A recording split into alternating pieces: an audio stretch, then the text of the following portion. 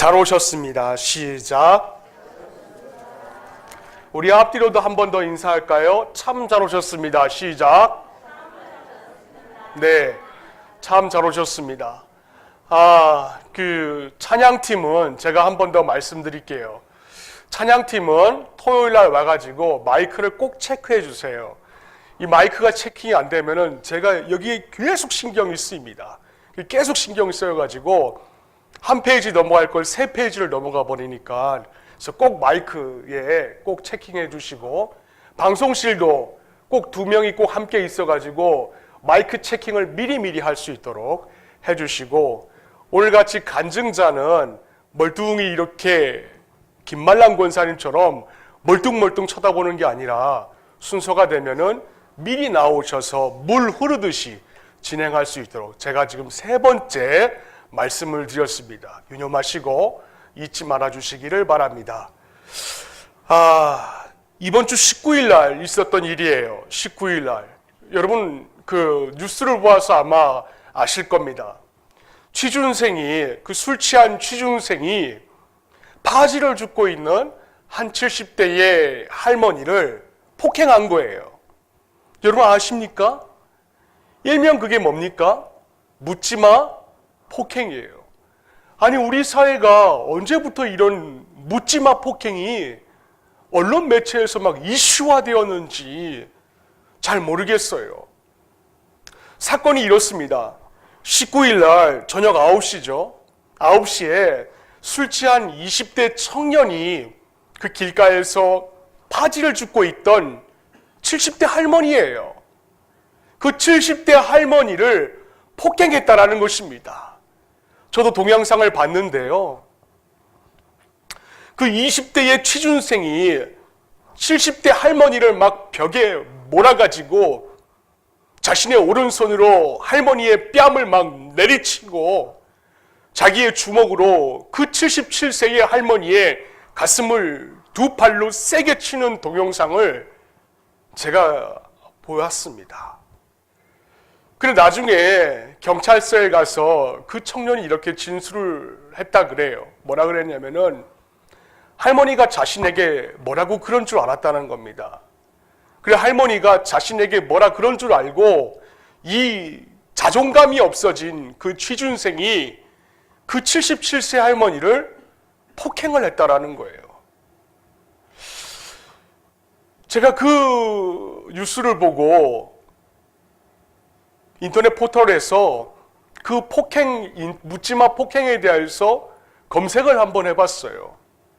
근데 놀라운 게 뭐냐면은 지난달에만 하더라도 이 묻지마 폭행 사건이 무려 13건이나 있었습니다. 13건. 그것도 모두가 다 힘없는 약자들을 향하여서. 왜 우리 사회가 이렇게 되었을까요? 사실 지금 우리 사회가 지나치게 살벌하다, 또 거칠다, 이렇게 우려를 하는 분들이 굉장히 많이 계십니다. 단적으로 표현하면은 지금 한국 사회는 이유 없는 폭행과 또 목소리 큰 사람들이 이기는 사회가 되어버리고 말았어요. 부드러움은, 우리 그렇잖아요. 부드러움은 모든 것을 이긴다, 그런 말이 있습니다. 그런데 이 말이 이제는요, 더 이상 이 사회와 이 나라에서는 이게 통하지를 않게 되어버리고 말았습니다. 오히려 부드러움이 모든 것을 이기기는커녕 거칠고 막 목소리가 큰 사람이 모든 것을 잠식해버리는 이 사회와 이 나라가 되어버리고 만 것 같아요. 자, 제가 이 사건을 통하여서 이런 분위기 가운데 우리 교회가 지금 위치해 있어요. 또 이런 상황 가운데 있어서 저와 여러분이 지금 살고 있습니다. 그리고 우리 고아중앙교회가 이렇게 가정교회를 지향하고 있는데, 우리는 이렇게 사회적으로 혼란이 되고 있는 이 상황 가운데 우리가 어떻게 생활하면 좋겠는가, 제가 좀 이 문제를 가지고 한 주간 한번 생각을 한번 가져봤어요. 답은 하나입니다. 온유인승이라는 거예요. 온유인승. 그래 오늘 설교 제목이 온유 인승입니다. 무슨 말이냐면은 따뜻한 사람이 결국에는 이긴다라는 것입니다. 온유. 자, 사실 성경에서는 여러분 온유하면은요 두 가지 의미를 가지고 있습니다. 하나는 뭐냐면은 상태로서의 온유가 있어요. 이 무슨 말이냐면 우리 내적인 상태로서의 온유가 있습니다. 그리고 또 다른 차원은 뭐냐면은 행위로서의 온유가 있어요. 행위. 많은 분들이 이 온유를 저한테 물어봅니다. 목사님 온유가 뭐예요? 온유가 뭡니까? 라고 여쭤보면 이렇게 대화를 하다 보면은 많은 분들이 말씀하시는 게 이 온유를 어떤 내적인 상태로만의 온유로만 생각을 가지고 있다라는 거예요. 근데 여러분 성경에서는요 온유하다 이것을 우리 내적인 상태로만의 온유로만 말씀을 하고 있지는 않습니다. 제가 이걸 여러분들에게 어떻게 말씀을 드릴 수가 있냐면 그 온유의 어원을 보면은 우리가 알 수가 있어요. 어원. 이 온유는 미스티스라는 그 단어입니다. 첫 번째 프레젠테이션이죠. 자, 그리고 그 뜻이 뭐냐면은 부드러움과 겸손하다라는 뜻을 가지고 있는 온유예요. 그러니까 이 온유라는 거는 부드럽다, 또 겸손하다 뜻을 가지고 있는데 이 온유의 말에 처음 시작이 있어요. 여러분 그 야고보서 3장의 말씀에 보면은 우리의 말에 재갈을 물리다. 여러분 말에다가 재갈을 물리다. 그게 바로 프라우스, 바로 온유라는 겁니다. 그 단어예요. 그러니까 뭔가 여러분 온유라는 건요 힘이 없는 게 아니에요. 온유는 내 안에 힘이 있어요. 막 들고 날뛸 수 있는 힘이 있는데 그 상태가 잘 다스려지고 절제된 상태가 바로 온유라는 겁니다. 난로 좀 꺼주시겠습니까? 설교할 때는 난로 좀 꼭 꺼주세요. 여러분 그렇잖아요. 맹수가 막 방치되면은 맹수가 막 그 힘으로 어떻게 하나요? 막 사람을 해치고 맹수가 막 파괴적이 되지만은 그 맹수가 아무리 맹수라 할지라도 조련사가 잘 길들이면은 순한 양처럼 변화되고 유익하게 움직일 수가 있어요. 특별히 그 예수님의 말씀을 보면은 온유함이 어떤 것인지 우리가 더 깊이 이해할 수가 있습니다. 마태복음 11장 29절 말씀해 보시면 이렇게 나와 있어요. 우리 한번 읽어보겠습니다. 시작. 나는 마음이 온유하고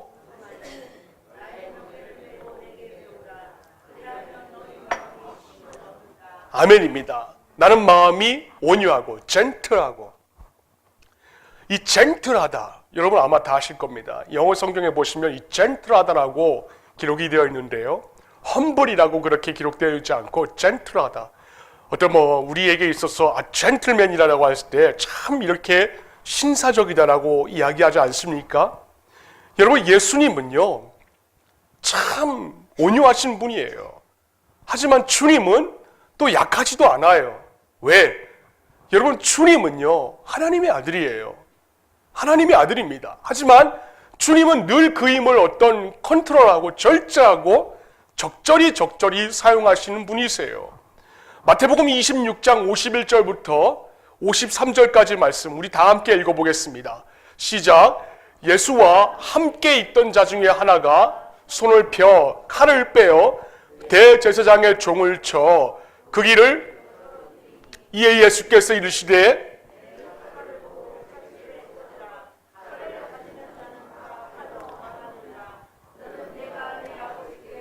뭐합니까? 지금 12군단 너대는 천사를 보내시게 할 수 없는 줄로 아느냐. 아멘입니다.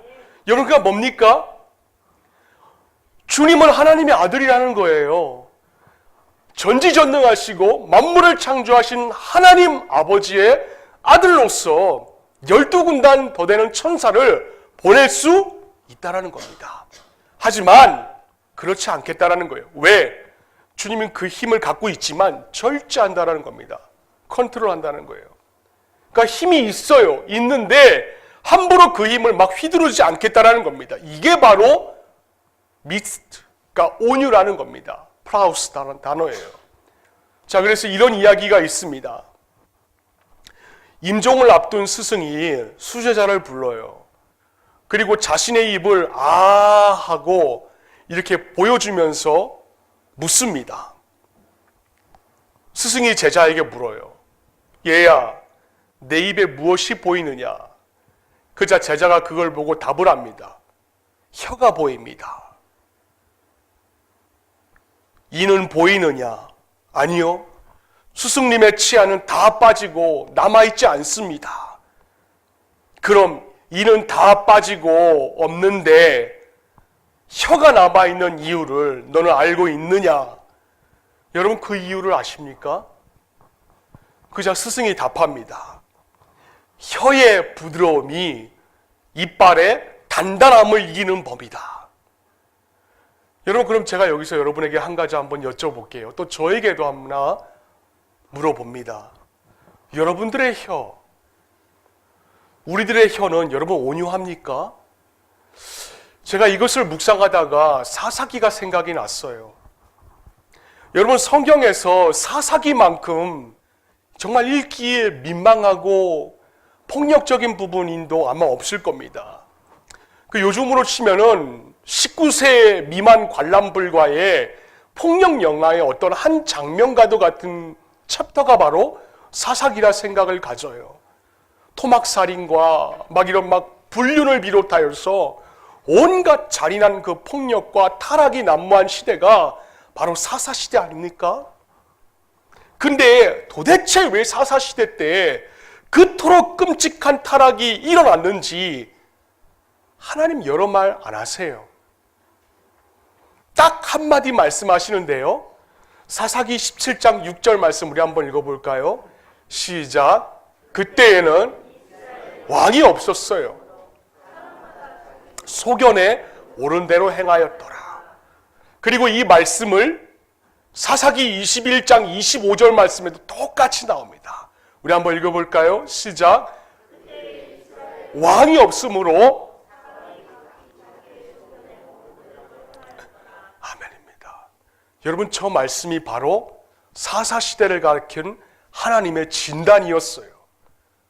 왕이 있는데 눈에 안 보이는 왕이라 그래가지고 자기 소견에 옳은 대로 행하였더라. 저는 저 말씀과 오늘 본문의 말씀이 딱 우리 공동체를 향한 하나님의 음성같이 제게 들려왔습니다. 여러분 왜 그런 줄 아세요? 우리 공동체 가운데 너무 어린아이와 같은 분들이 너무 많이 계세요. 너무 어린아이와 같이 말씀하시고 너무 그런 분들이 너무 많이 계세요.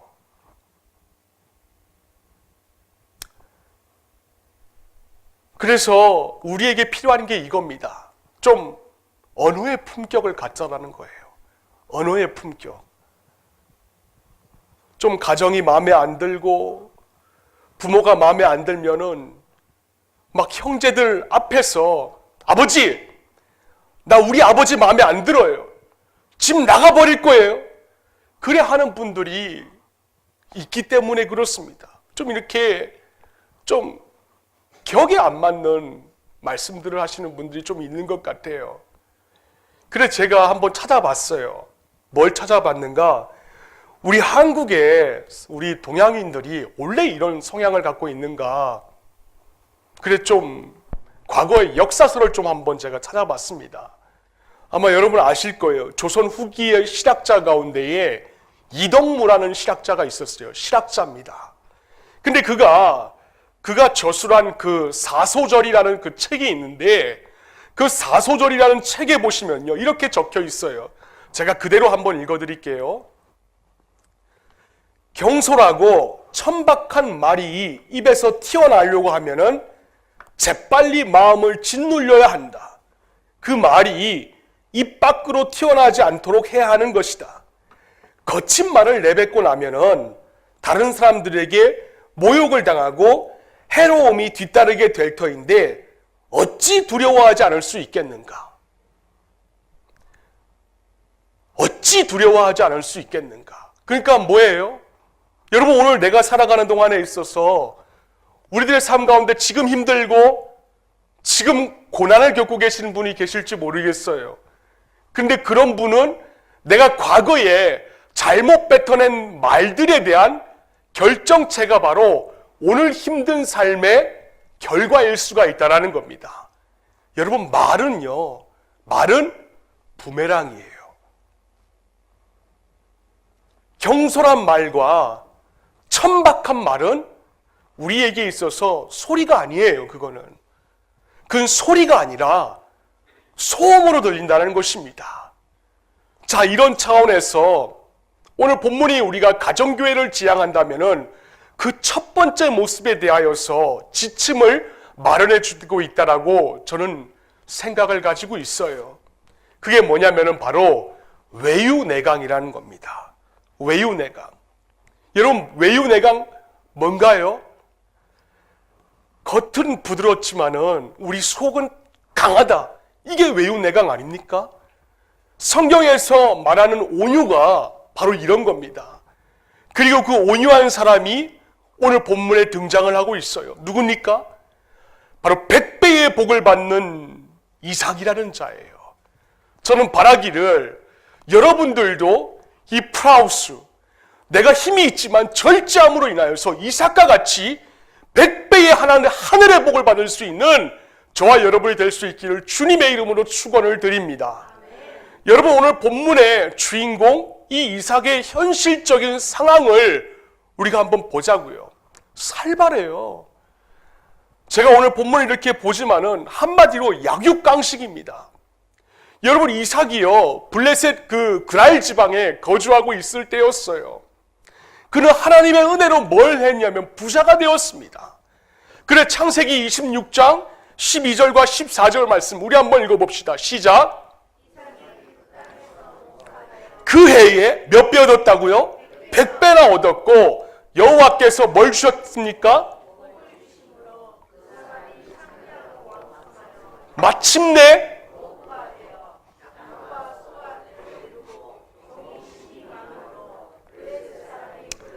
아멘입니다. 여러분, 이삭이요 농사만 지었다 하면은 100배의 결실로 돌아오는 거예요. 100배의 수확을 거두었다는 겁니다. 자, 그런데 이걸 바라본 블레셋 사람들이 어떻게 합니까? 시기예요. 사촌이 땅을 사면 어디가 아프죠? 배가 아파요.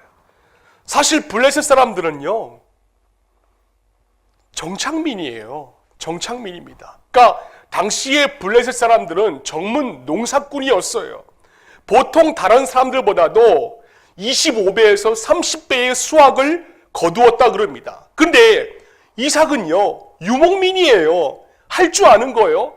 양들 끌고 가서 꼴을 먹이는 거, 그것밖에 할 줄 몰랐습니다. 그런데 그랬던 자가 씨만 뿌렸다 하면은 100배의 수확을 거두었다라는 거예요.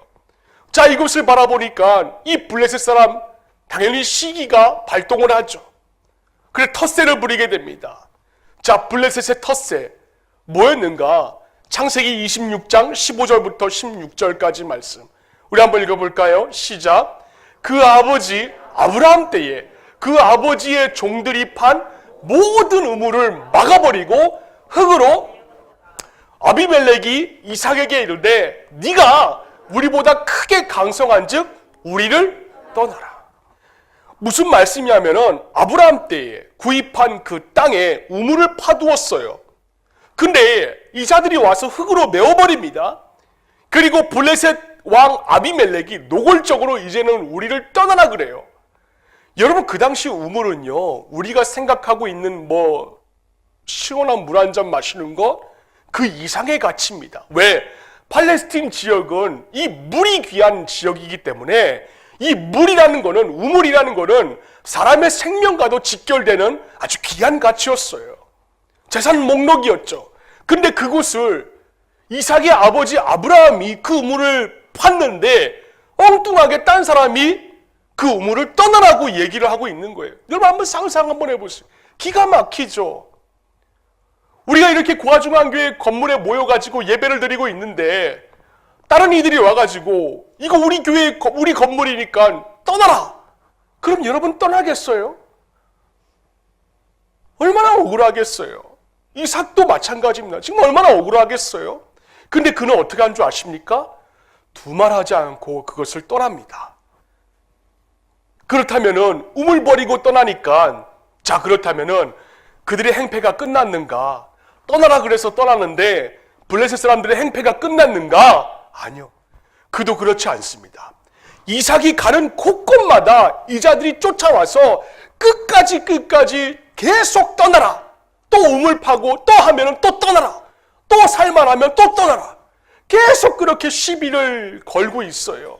그런데요, 제가 바라볼 때 이 본문을 보면서 정말 신기한 것이 뭐였냐면은 이삭이 이리저리 쫓겨 다녔잖아요. 자기 재산이에요. 아버지 때부터 받은 재산입니다. 자기 건데, 그런데 그렇게 쫓아다님에도 불구하고 가는 곳마다 신기한 거는 땅만 파뿌다 하면은 거기서 우물이 막 터져 나오는 것이었어요. 남들은 다 땅을 한다 할지라도 물 한 모금 안 나오는데 이삭이 가는 곳마다 우물만 파기만 하면은 물이 터져 나오는 것이었어요. 하나님의 은혜죠. 그런데 토박이인 블레셋 사람들은 어떤가? 물을 얻지 못해요. 그래서 20절 말씀입니다. 우리 한번 읽어볼까요? 시작. 그날 목자들이 이삭의 목자와 다투어 이르되, 이 물이 누구 것이라고요? 하매 이삭이 그 다툼으로 말미암아 그 우물 이름을 에색이라 하였습니다. 아멘입니다. 여러분, 이자들은요 자기 우물이 아니에요. 이삭의 우물이에요. 근데 그들이 와서 또 빼앗았어요. 그래 이삭이 그 우물의 이름을 뭐라고 이름을 지었냐면은 다퉜다. 니들이 다퉜다. 그렇게 얘기를 하고 지었습니다. 블레셋 사람들의 행패로 얼마나 힘들었으면은 우물의 이름을 다툼 우물이라고 지었어요. 그런데 그들의 다툼이 거기서 멈추었는가? 아니요. 본문의 21절 말씀 한번 봅시다. 우리 한번 읽어볼까요? 시작. 또 그 이름을 뭐라고요? 여러분 다투었는데 그 앞에 뭐가 있습니까? 또예요. 또 다투었다라는 겁니다. 또 다투었어요. 그래서 그 우물의 이름을 이제는 뭘로 지었냐면은 신나라는 이름의 뜻이 뭐냐면 원수예요. 원수. 여러분 재밌지 않나요? 우물의 이름이 다툼이에요. 그리고 또 다른 우물의 이름은 원수예요. 여러분 같으면은 원수 우물에 가서 물 한 잔 마실 수 있겠습니까? 아우, 오늘은 목이 마르는데 이 목에 원수 우물가에 가서 우리 그 원수 우물가에서 나온 물 한 잔 한번 마시세. 이 목에 목이 무척 마른데 우리 다툼 우물가에 가서 물 한 잔 마시세. 아무도 없을 겁니다. 자, 뭘 말씀드리는가 하면은 이 이름을 지음으로 그만큼 이삭의 마음이 굉장히 힘들었다라는 거예요.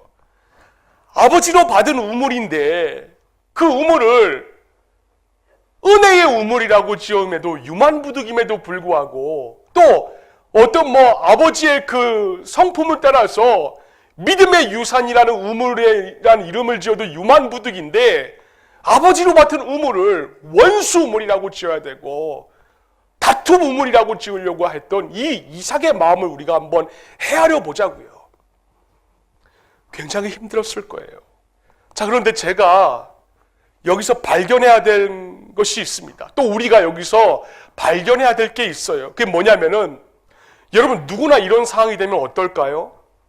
고함을 지르고 소리를 지를 것입니다. 또 어떤 분은 그분에게 가서 가해자에게 가서 멱살을 붙잡을 거예요. 그냥 성격 참지 못하여서 서론에 말씀드렸듯이 그냥 어린아이처럼 그냥 무슨 다른 집으로 도망을 간다든지 가출해 버릴 수도 있어요. 힘들다 우물이 여밖에 없나? 이 우물 말고 근처 좀 더 깨끗한 우물로 좀 넓은 좀 대형 우물가에 가면 되지 이렇게 생각할 수가 있을 거예요. 근데 이삭은 어떻게 했습니까? 그럼 이삭은 어떻게 했냐라는 거예요. 이삭은요 전혀 그렇게 하지 않았습니다. 그는요 얼마든지 다른 우물로 찾아갈 수가 있고 대형 우물가도 찾아갈 수가 있고 수질이 좀 더 좋은 우물가도 찾아갈 수가 있었지만은 이삭은 그렇게 하지 않았어요. 그는 끝까지 자기의 마음을 온유함을 잃지 않았다는 겁니다. 절제된 힘을 갖고 있었어요. 아무리 블레셋 사람들이 와서 발로 찹니다. 야, 그 네 우물이냐? 내 우물이다. 가라! 라고 하면은 그래 옛다. 그리고 주고 그냥 갔어요. 갔는데 하나님의 은혜로 하나님께서 그 모습을 바라보시고 가는 곳곳마다 우물을 팔 때 그 우물에 물이 샘솟는 은혜를, 그 온유함을 바라보고 하나님께서 허락해 주셨다는 것입니다. 21절과 22절 말씀 한번 보세요. 우리 한번 읽어볼까요? 시작. 또 다른 우물을 봤더니, 그리고 22절에 뭐라 그랬습니까? 다른 우물을 봤더니. 여러분 21절에는 또 다른 우물을 팠고 22절에도 다른 우물을 팠더니, 가는 곳곳마다 다른 우물을 파요. 싸우지 않고 고함 지르지 않고 멱살 붙잡지 않고 또 다른 어떤 대형 우물가로 간 게 아니라 우물을 파고 또 팠다라는 겁니다. 이삭이 바본가요? 대항할 능력이 없었나요? 아니요, 있었어요. 하지만 그가 있었음에도 불구하고 온유함으로 인하여서 자신의 마음을 통제할 수가 있었다는 것입니다. 근데 제가 이 말씀을 묵상하면서 좀 바라본 부분이 있어요. 두 가지인데요. 하나는 뭐냐면은 어떻게 이렇게 이삭이 이렇게 온유함을 끝까지 유지할 수가 있었을까라는 겁니다.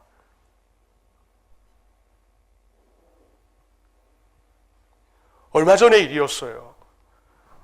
저는 이제 대망에서 파산 가서 크린토피아로 갑니다. 세탁소로 가는데 앞에 이렇게 차가 이렇게 가고 있었어요. 흰색 그 마티즈였는데 그 뒤에 뭐라고 적혀 있었냐면 이런 문구가 적혀 있었습니다. 얼마 안 남았어. 먼저 가. 라는 그런 문구가 그 마티즈 뒤에 새겨져 있었어요. 근데 여러분 대만길은 아마 잘 아실 거예요. 차선이 2차선입니다. 한 대가 앞에서 막히면은 뒤에 차까지 다 막혀요. 근데 제 차 뒤에 누가 있었냐면은 8톤짜리 트럭이, 공사장 트럭이 있었습니다. 요즘에 여기 길에서 길을 낸다고 공사장 트럭이 저기를 많이 이용을 해요. 그런데 그 공사장 트럭이요, 뒤에서 빵!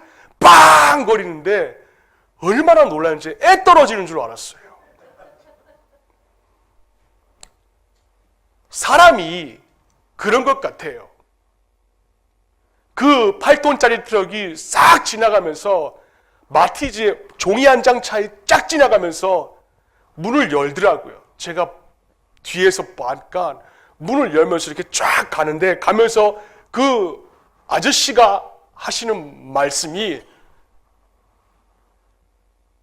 집에 가서 해라 아버지! 뭐 타러 나와서 이렇게 길을 막히게 해!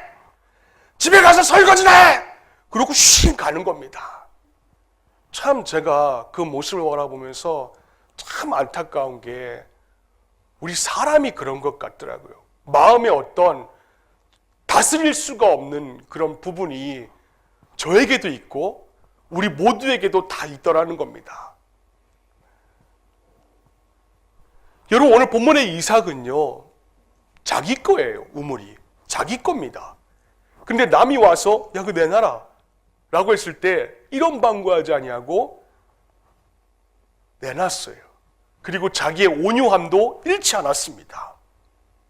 어떻게 이럴 수가 있었을까요? 제가 그게 궁금했어요.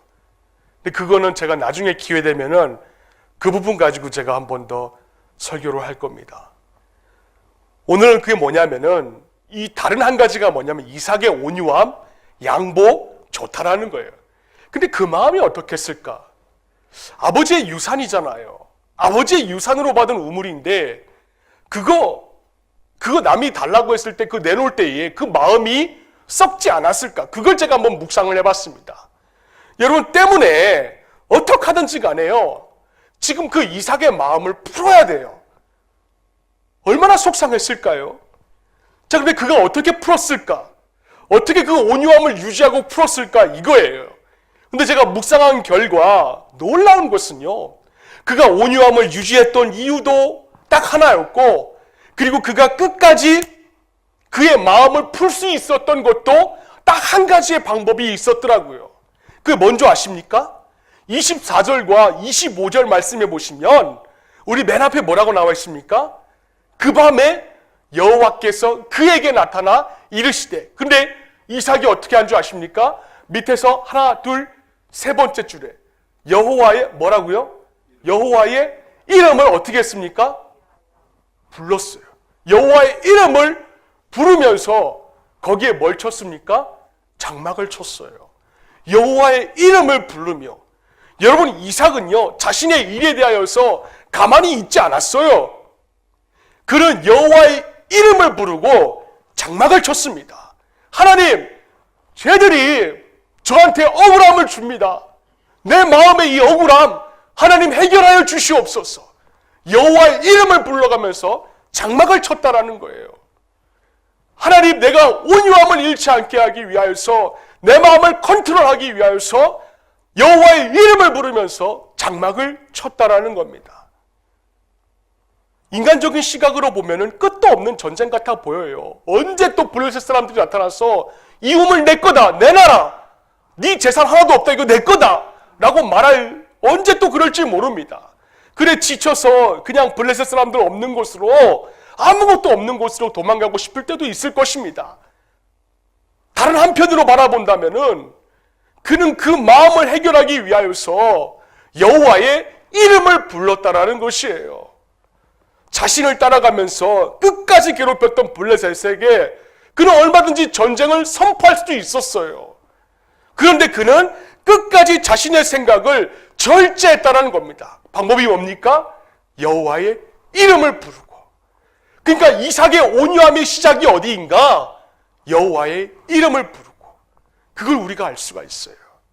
그것은 바로 그가 힘들어도 여호와의 이름을 부르고 하늘의 하나님의 이름을 부르고 기도자의 자세를 취할 수 있었기 때문에 그의 마음을 끝까지 평정심을 유지하고 온유함으로 승화할 수가 있었다는 것입니다.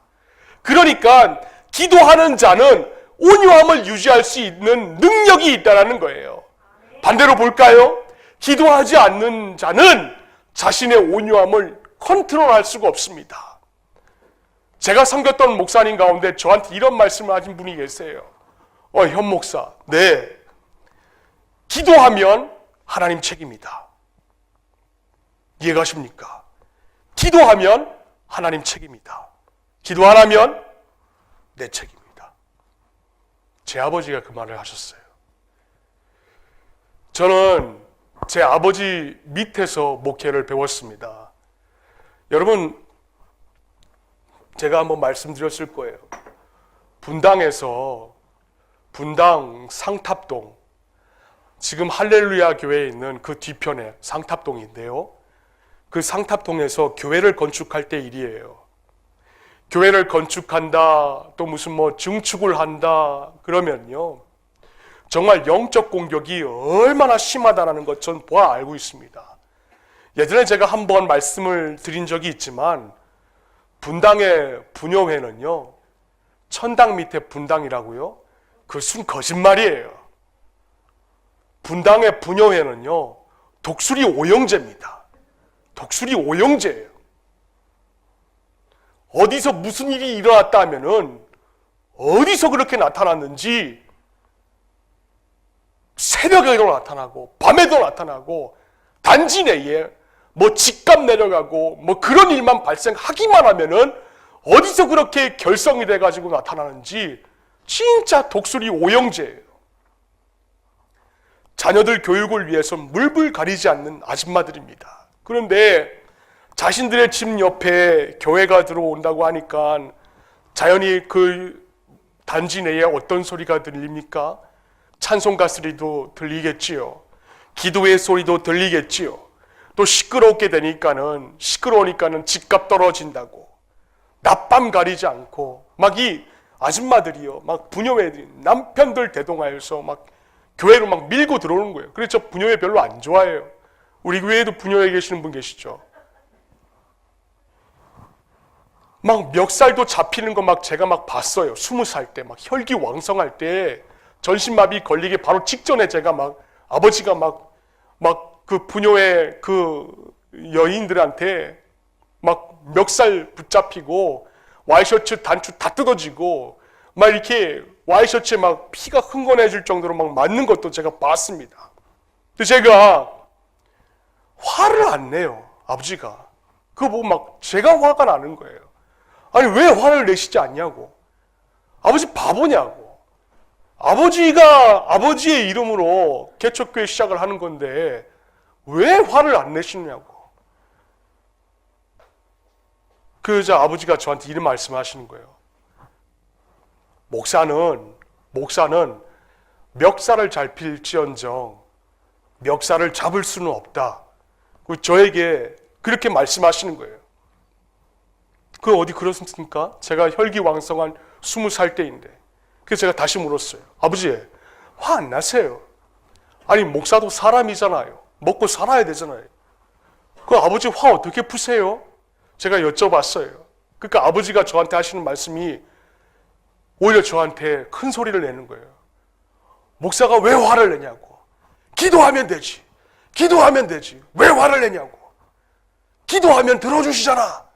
그렇게 저한테 오히려 더 소리를 내시는 거였습니다. 그런 면에서 볼 때는 제가 아직까지 공사 중인 것 같아요. 여러분 그쵸? 여러분 우리가 믿고 섬기는 주님은 우리의 아픔과 우리의 신음소리에 귀 기울여 주시는 하나님이십니다. 제가 지금 와서 그 아버지의 말씀을 제가 다시 한 번 더 깨닫게 되었어요. 그래서 베드로전서 2장 19절부터 20절까지의 말씀 보시면 베드로를 통하여서 하나님께서 이와 같이 말씀을 하고 계세요. 우리 한번 읽어볼까요? 시작.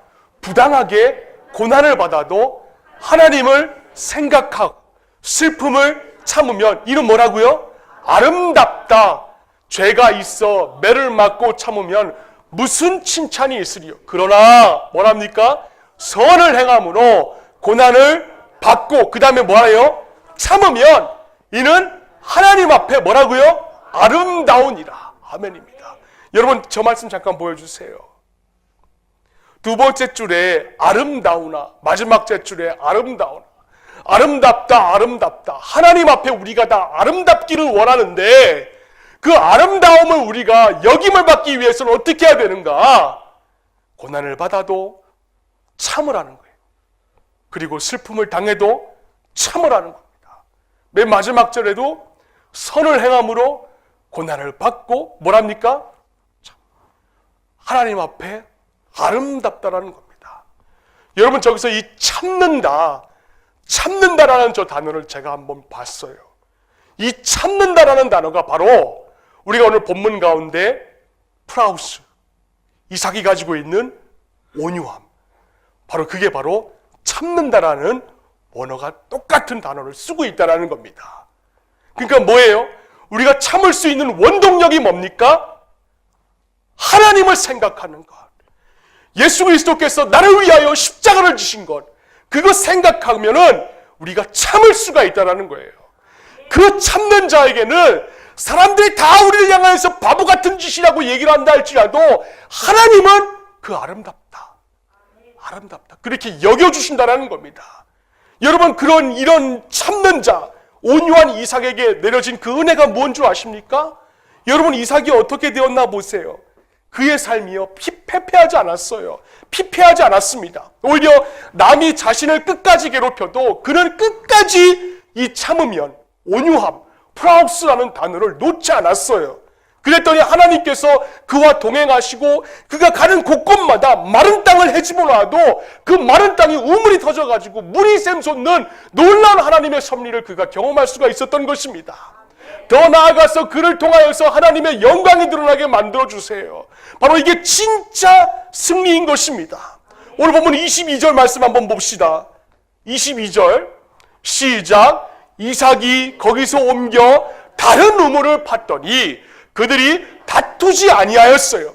그 이름을 르호봇이라고, 르호봇의 뜻이 뭐냐면은 여호와께서 우리를 위하여 어떻게 하셨다고요? 넓게 하셨으니 이 땅에서 우리가 번성하리로다. 아멘입니다. 다른 우물을 팠는데 그제서야 이제 이삭을 통하여서 더 이상 다투지 않게 되었어요. 왜? 그의 온유함을 바라보고 주변의 많은 사람들이 그 모습을 바라보고 감동을 얻게 되었던 것입니다. 그게 전염이 되었던 거예요. 이삭은 계속 손해봤어요. 계속 양보했습니다. 그러다가 르호봇까지 갔는데 르호봇은 넓은 장소라는 뜻이에요. 참 신기하죠? 이삭은 이리저리 쫓겨다녔는데 도망자의 신세임에도 불구하고 하나님께서 예비하신 르호봇이 있었다는 것입니다. 저는 바라기는 우리 고아중간 공동체에 속한 모든 지체들, 어린아이부터 시작하여서 노약자까지 이 르호봇을 경험할 수 있는 은혜가 우리 모두에게 있었으면 참 좋겠습니다. 여러분, 이러한 장소도 모자라서 하나님께서 여러분 그 르호봇이라는 장소도 모자라서 이 이삭을 어떻게 인도하는가, 26절과 28절 말씀해 보니까요, 기가 막힌 일들이 막 벌어지고 있어요. 특별히 28절 맨 마지막 절의 말씀해 보시면 뭐라고 합니까? 여호와께서 너와 함께 계시면 뭐라고요? 우리가 보았대요. 여호와께서 네가 너의 삶에 하나님이 함께 하는구나. 네가 가는 곳곳마다 우물이 터지고 네가 손대는 곳마다 잘 되는 것 보니까 너의 삶에 하나님이 함께 하시는구나. 29절 말씀에도 우리 한번 봅시다. 29절 말씀에도 이제 너는 누구에게 복을 받았다고요? 여호와께 복을 받은 자니라.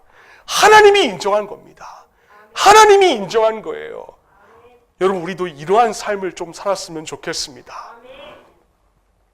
온유한 자에게는 이런 은혜가 있어요. 결론을 맺습니다. 여러분, 온유는요, 힘이 없는 게 아니에요. 힘이 있어요. 힘이 있지만은 자기 자신을 컨트롤하는 겁니다. 참는 거예요. 참는 겁니다. 하나님이 그걸 갚아주세요. 그리고 통제함으로 인하여서 비록 내가 억울한 일을 당했어도 온유한 자에게는 하나님이 해결해 주세요. 그렇기 때문에 우리 결단합시다. 우리 이제 가정교회를 지향합니다. 우리 교회는 이제 다음 주부터는 이미 이제 목장 편성이 되었어요. 편성이 되었고 이제 우리 교회는 따뜻한 교회로 나가려고 그럽니다. 이러한 가운데 있어서 우리가 좀 예수 믿잖아요. 우리 모두가 다. 그럼 좀 할 말과 안 할 말을 좀 구분 짓자고요. 대형 우물가에 가면 좀 더 많은 물이 있을 거야. 자꾸 이런 식으로 얘기하면 나 다른 우물가로 갈 거예요. 그거 한번 하지 마세요. 서로 세워주고 격려해주고 배려해주고 아껴주고 그래도 모자라는 세상입니다. 우리 모두가 다 그렇게 사셔서 우리 교회가 더욱더 따뜻한 그 향기가 넘쳐날 수 있는 우리 공동체 될 수 있기를 주님의 이름으로 축원을 드립니다. 기도하겠습니다. 하나님 아버지 감사합니다. 오늘 온유함에 대하여서 우리가 잠깐 묵상을 하였습니다. 이삭의 온유함을 하나님께서 바라봐 주셔서 그의 삶 가운데 우물을 팔 때마다 우물이 터지는 역사를 허락하여 주셨듯이 하나님 우리의 삶 가운데서도 우물을 팔 때마다 우물이 터질 수 있는 온유함을 우리가 잃지 않게 하여 주시옵소서. 힘이 있지만 참음으로 인하여서 절제할 수 있게 해주시고 우리의 입술 가운데 할 말과 안 할 말을 구분 지어 주심으로 남을 배려해주고 세워주며 격려하며 사랑하며 살아갈 수 있는 우리 모든 지체들이 될 수 있도록 하나님 은혜를 더하여 주시옵소서. 감사드리며 거룩하신 예수님의 이름으로 간절히 기도를 드립니다. 아멘. 우리 다 같이 일어나셔서 하나님 앞에 찬양합니다. 근데 제가 좀 잊어버린 게 있어요. 뭐냐면은 우리 박금숙 집사님과 정우진 집사님이 워낙 잘하셔서